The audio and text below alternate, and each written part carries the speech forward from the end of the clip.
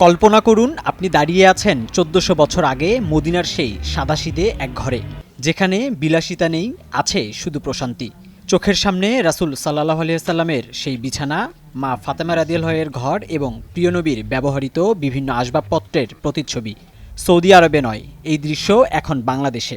ঠিক আমরা যদি আপনাদেরকে এখন এখানে দেখানোর চেষ্টা করি যে মা ফাতেমা রাদিয়াল্লাহু তাআলার যে ঘরটি যেমন ছিল সেই ঘরটি কিন্তু এখানে রয়েছে, অর্থাৎ সে যেভাবে তার বিছানা এবং তার বালিশ এবং তার যে কাঁথা ছিল সেটি কিন্তু এখানে ফুটিয়ে তোলা হয়েছে। পাশাপাশি তার ব্যবহার্য যেই আসবাবপত্রগুলো রয়েছে, অর্থাৎ পানি রাখা থেকে শুরু করে অন্য জিনিসপত্র রাখার যে আসবাবপত্র সহ মা ফাতেমা রাদিয়াল্লাহু তাআলার যে ঘর ছিল সেই ঘরটি কিন্তু এখানে আসলে বাস্তবে ফুটে উঠেছে এবং তার যে আসবাবপত্রগুলো রয়েছে সেগুলো দিয়ে কিন্তু একটি নতুন ঘর আসলে, অর্থাৎ তার যে ঘরটি যেমন ছিল তেমন ঘর কিন্তু একটি দেখানোর চেষ্টা করা হয়েছে। পাশাপাশি যদি আমরা আরেকটি ঘর দেখানোর চেষ্টা করি, এটি মহানবী হযরত মুহাম্মদ সাল্লাল্লাহু আলাইহি ওয়াসাল্লামের যেই ঘর, সেই ঘরটিকে কিন্তু এখানে ফুটিয়ে তোলার চেষ্টা করা হয়েছে, যেখানে আপনারা দেখতে পাচ্ছেন যে রশি দিয়ে কিন্তু পেঁচিয়ে একটি কাঠের তৈরি একটি খাট বানানো হয়েছে এবং সেখানে একটি মাত্র বালিশ রয়েছে। পাশাপাশি মুহাম্মদ সাল্লাল্লাহু আলাইহি ওয়াসাল্লামের ব্যবহার্য যে জিনিসপত্র কিংবা তার ঘরে যে জিনিসপত্রগুলো ছিল সেটিও কিন্তু এখানে ফুটিয়ে তোলা হয়েছে এবং দেয়ালে আপনারা নিশ্চয়ই দেখতে পাচ্ছেন যে একটি পানির পাত্র, যেই পানির পাত্র কিন্তু সেই মহানবী হযরত মুহাম্মদ সাল্লাল্লাহু আলাইহি সাল্লামের যুগে এই ধরনের পাত্রেই কিন্তু পানি সংরক্ষণ করা হতো এবং পানি ব্যবহার করা হতো এবং এই ধরনের ঘরেই কিন্তু রাসূল সাল্লাল্লাহু আলাইহি সাল্লাম তিনি কিন্তু রাত্রি যাপন করতেন কিংবা তার শোবার ঘরটি ছিল। পাশাপাশি এখন যেটি দেখছেন এটি মদিনার কূপ, অর্থাৎ এই কূপ থেকে কিন্তু মদিনাবাসী আগে পানি উত্তোলন করতেন নিজেদের যেই ব্যবহার্য কাজে যে পানির ব্যবহার, তারা কিন্তু ঠিক এই কূপটিকে ব্যবহার করেই সেই পানি কিন্তু তারা সংগ্রহ করতেন এবং দেখছেন যে একটি খেজুর গাছের নিচে যেই কূপ এবং কূপের উপরে কিন্তু একটি পাত্র বা বালতি কিন্তু বেঁধে রাখা হয়েছে এবং এইভাবেই কিন্তু সেই সময় মক্কা এবং মদিনাবাসী তারা কূপ থেকে কিন্তু পানি উত্তোলন করে তাদের দৈনন্দিন জীবনের ব্যবহার্য যে পানি, সেই পানির চাহিদা কিন্তু তারা মেটাতেন। পাশাপাশি কূপের আশপাশে যা থাকতো সেই ধরনের জিনিসপত্রও কিন্তু এখানে দিয়ে নতুন একটি রূপ দেওয়ার চেষ্টা করা হয়েছে। পাশাপাশি আপনারা এর ভিতরে দেখতে পাচ্ছেন যে কূপের পাশে কিন্তু এই পানি পান করার জন্য, পানি রাখার জন্য যে ধরনের আসবাবপত্র সেই সময়ে ব্যবহার করা হতো সেই জিনিসপত্রগুলো কিন্তু এখানে রাখা হয়েছে। সব মিলিয়ে নতুন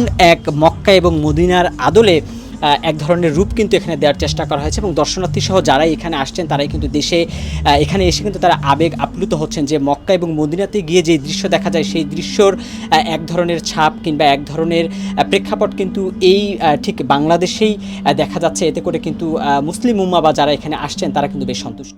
ঢাকার গুলশানে তৈরি করা হয়েছে এই সিরাত মিউজিয়ামের, সেখানে আরও রয়েছে রাসূল সাল্লাল্লাহু আলাইহি সাল্লামের শোবার ঘরসহ পানির মশক, শেষ নবীর ব্যবহৃত লাঠি ও মিম্বারসহ পানির কূপ, আছে বেদুইনের তাঁবু। মুহাম্মদ সাল্লাল্লাহু আলাইহি সাল্লামের এসব নিদর্শন দেখার জন্য যাদের অন্তর কাঁদে তারা যেন এই মিউজিয়ামে এসে আত্মার প্রশান্তি অনুভব করছে।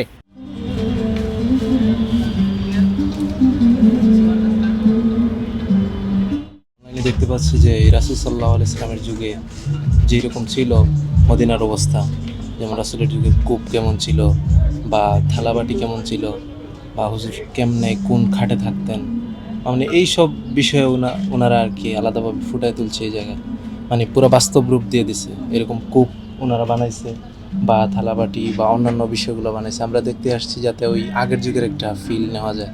মাত্র ঢুকছি আমি, অবশ্য দেখি নাই পুরোপুরি, মানে মোটামুটি ওই আগের যুগের এই একটা ভাব চলে আসছে, মানে মানসিকভাবে ওই মানে আমরা এই একটা ফিল পাচ্ছি যে সেই আগের যুগের কেমন ছিল দেখতে মদিনা বা কেমন ছিল রাসূলের যুগ, এটা আমরা দেখতে পাচ্ছি।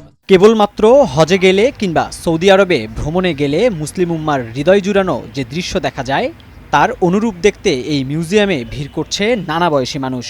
এই সিরাত মিউজিয়ামের সামনে মরুভূমির উত্তপ্ত বালু এবং উটের দৃশ্য ফুটিয়ে তোলা হয়েছে। আয়োজকরা জানালেন তাদের ব্যতিক্রমী আয়োজনের কথা। নবীজির ঘর, নবীজির ফাতেমার ঘর দেখলাম, আর এখানে মেম্বার দেখলাম নবীজির, খুব সুন্দর লাগলো, ভালো লাগলো। এরা মূলত তো আমাদের হযরত মুহাম্মদ সাল্লাল্লাহু আলাইহি ওয়াসাল্লামের যে ঘর সেই অনুসারেই, মানে সাধারণ মানুষ যেন প্রপারলি ভাবে দেখতে পারে। মদিনাতে দেখা যাচ্ছে অনেকে হজ করতে যাওয়ার সময় এই জিনিসগুলো দেখে, তো সেটাই আমরা সেটার প্রেক্ষাপটেই আমরা এই মূলত এই জিনিসগুলো করা। এখানে কি কি আছে? এখানে আছে শুরু থেকে দেখা যাচ্ছে যে আপনার একটু আসেন আমি দেখাচ্ছি। শুরু দেখা যাচ্ছে যে হযরত মুহাম্মদ সাল্লাল্লাহু আলাইহি ওয়াসাল্লামের মদিনার কূপ যেমন ছিল, ঠিক আছে, এইভাবে মদিনার কূপ, তারপরে এটা ডিজাইন করা। রাজধানীর গুলশান শুটিং ক্লাবে এই সিরাত মিউজিয়ামের আয়োজন করা হয়েছে। প্রতিদিন বিকেল থেকে রমজানের সেহরি পর্যন্ত এই মিউজিয়াম উন্মুক্ত থাকে সবার জন্য।